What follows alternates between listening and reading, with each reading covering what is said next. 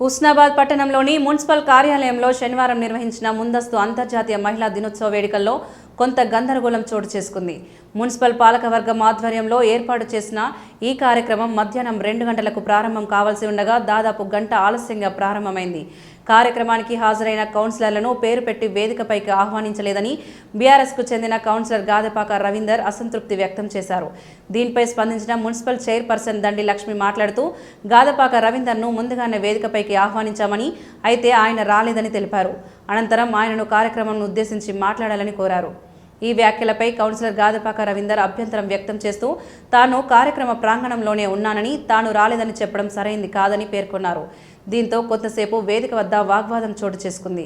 కార్యక్రమానికి మహిళలు పెద్ద సంఖ్యలో హాజరవుతారని భావించినప్పటికీ అందరికీ ఆహ్వానం అందించలేకపోయామని నిర్వాహకులు తెలిపారు. అక్కడ ఉన్న ఇతర ప్రజా ప్రతినిధులు సర్ది చెప్పడంతో పరిస్థితి సద్దుమణిగింది. ఈ ఘటనతో మహిళా దినోత్సవ వేడుకల్లో కొంతసేపు ఉద్రిక్త పరిస్థితులు నెలకొన్నాయి.